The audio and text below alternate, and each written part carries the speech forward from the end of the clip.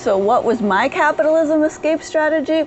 I'm so glad you asked. Just a distinction. I don't think of it as I have escaped capitalism, because I'm not sure, with as enmeshed as capitalism is in our culture and all of the aspects of our lives and even in our government, that it is possible to completely escape it. What I do think I've done is reduced my participation in capitalism, my reliance on capitalism, and the control that it had over my life.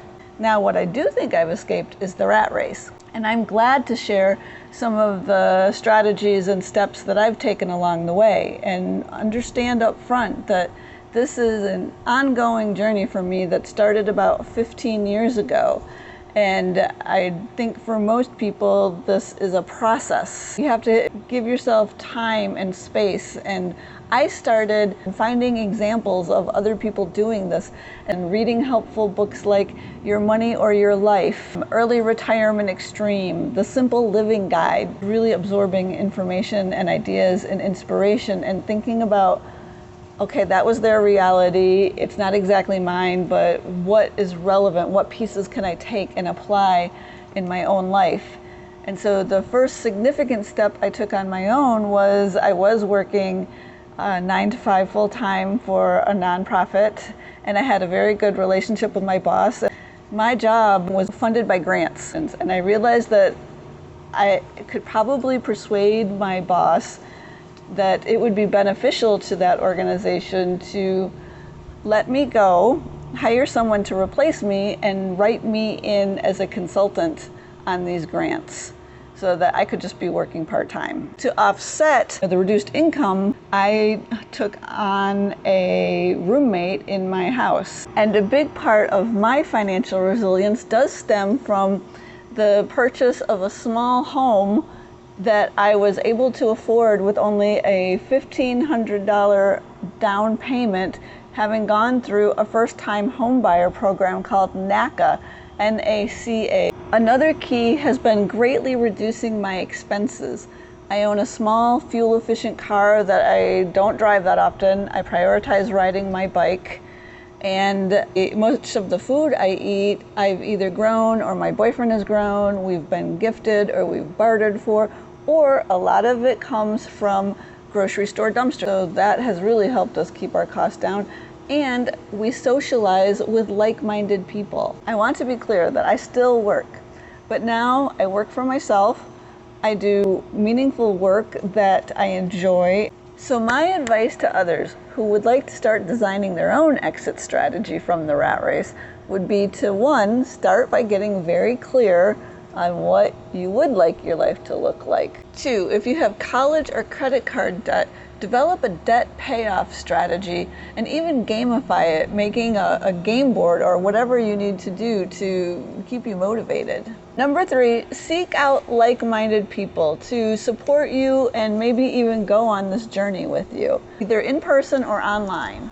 And number 4, learn and take inspiration from and adapt the stories of others who have carved out lives for themselves outside of the hamster wheel. While it's never been my intention to give up money completely, I have learned tremendously from the creative thinking of others who have, such as Mark Boyle in the UK, Danielle Suelo here in the US, and Heidemarie in Germany. Remember that escaping the rat race is a process that takes time, and it looks different for everyone. And if anyone else has tips for how you have or are escaping the rat race, please share them in the comments so we can continue to learn from each other. Reclaiming your life from capitalism is a process, a journey even, that doesn't happen overnight. And while the end goal for many may be owning a home and having a yard to grow food in, that's only one version of life beyond capitalism. It looks a little different for everyone. There's no one single path to follow, and there's a lot of groundwork to be done early on in designing this life. For many, it starts with awakening to the negative impact of capitalism on society and ourselves. That already is a step on this journey. For myself and a number of others, the next step often involves seeking out books, blogs, podcasts, and videos highlighting examples of how others reduced capitalism's chokehold on their lives. For me, this even included reading books like The Man Who Quit Money and The Moneyless Man. Not because I want to give up money, but because I recognize the agency and empowerment that comes from needing to spend less of it. Plus, their stories offer examples of the creative, resourceful, and out-of-the-box thinking that is essential to this process. And I knew their stories could help plant subconscious seeds of inspiration that would spark more creative and alternative ideas in my own mind in the future. For many, not all, the end goal is having their own home and a yard in which to garden. But even then, that's the end of the journey, not the beginning. There are many incremental steps to be taken, each of them loosening capitalism's chokehold a little bit more along the way. For example, in my area, there are a number of community gardens that are hungry for volunteers. Before my boyfriend started his amazing food forest, he spent a number of years volunteering at one of these gardens, learning how to grow food in our tricky Florida soil, or sand, forging lasting friendships in a city he'd just moved to, and regularly bringing home some of the harvest. And one of my Growing Free co-authors created an income stream for himself, selling cut flowers he grew in a community garden bed. And even if someone's end goal is to own their own home, there are amazing out-of-the-box ways to get there. I recently saw this social media post from a woman who spends half her year working as a fire lookout with the U.S. Fire Service, earning an income and living rent-free. Then she spends the other 6 months of the year house and pet sitting in exchange for accommodation. This could be a great way to save up a down payment on a house. Someone else may choose to move in with family temporarily to save up the money. And I absolutely acknowledge that home prices are higher, that wages have not kept up, and that it may be necessary to employ even more of these creative alternatives. This sucks and is unfair, and we absolutely need to push for policies and practices to shift this reality. But in the meantime, we still exist in and need to find ways to navigate this mess. So maybe that's buying land together with your best friend and buying an off-grid house on it, like Hey Wanderer.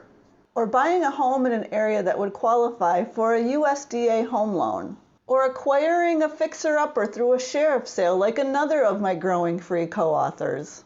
Or buying an empty lot with residential and commercial zoning in Troy, New York for $15,000, which is what a friend of mine just did with plans to build a small house and business on it as she saves up the money in phases. So I want to reiterate that long before you buy property, you can begin reclaiming your life from capitalism in other super powerful ways, like building community and getting involved with mutual aid efforts, embracing nonconformity and reducing your consumption, and cultivating useful skills. Don't let over-focusing on that large end goal in the distance keep you from taking those vital, smaller, earlier steps. And for anyone looking for more of those early strategies and steps you can take, that's what I cover in my Capitalism Survival Guide.